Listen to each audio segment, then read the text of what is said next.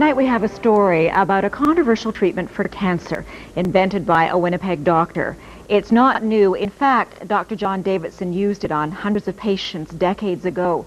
What is new is that some 50 years after the doctor's death, more than half a century after his theories were dismissed as quackery, scientists are rekindling the flame of his research. With more on the legendary cancer doctor, here's CTV's medical specialist, Avis Fabro.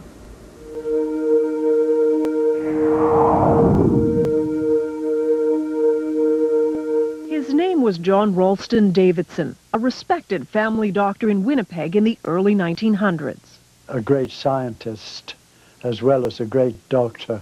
And this is Leslie Gurney Bishop, now 88, a journalist who documented Dr. Davidson's controversial treatment for cancer.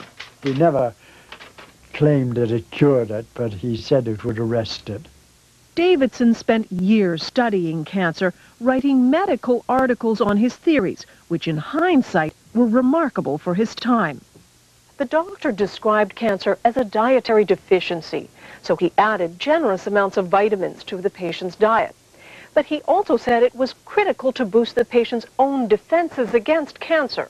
Davidson took fertilized hen's eggs just 9 days old and produced a powdered extract, which was then injected into patients with various forms of terminal cancer. Like this boy, diagnosed with lymphatic cancer, notes show that with surgery, vitamins, and the extract, he returned to normal health. Over the years, Dr. Davidson treated hundreds of cancer patients. They all said, the ones I interviewed, all said that it had benefited them tremendously. Some said they were cured. Ruth Burke's father was one of Davidson's more famous patients. Harry Leader, the Member of Parliament for Portage-la Prairie, had been diagnosed with terminal bowel cancer by the Mayo Clinic in the U.S. But under Davidson's treatment, he improved. It was controversial scientifically, but that really didn't affect Dad. He believed in it. But Davidson's medical colleagues thought the treatment was useless and repeatedly refused him research money. It's as though they'd been instructed by somebody, well, just tear him up, just tear him up. And they did.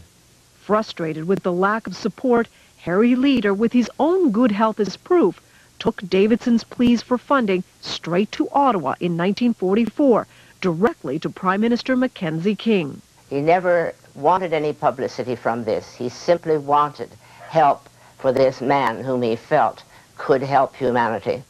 The Prime Minister refused to fund Davidson's work. The doctor died 4 years later. He would die pretty well of a broken heart, if you know what I mean, because he had not been recognized.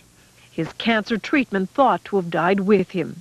But then 6 years ago, the treatment was rediscovered by a Toronto company. It hired researchers at Dalhousie University to test the theory. Could these embryonic chicken cells really be a cancer treatment? When research began, there was excitement. Davidson's extract, in many ways, could be a cancer vaccine. In 3 studies on mice, the compound apparently shrunk tumors. We have to be careful about raising people's hopes falsely. Jonathan Blay is one of the researchers looking at Dr. Davidson's extract. Davidson's extract, in many ways, could be a cancer vaccine. There could be things in the extract that promote a response against the cancer. But then suddenly, the research stopped. The then owners of the extract had financial problems. They stopped paying the researchers. Dalhousie was out some $60,000 and halted the experiments. The university would be interested in continuing the work because the results were very promising.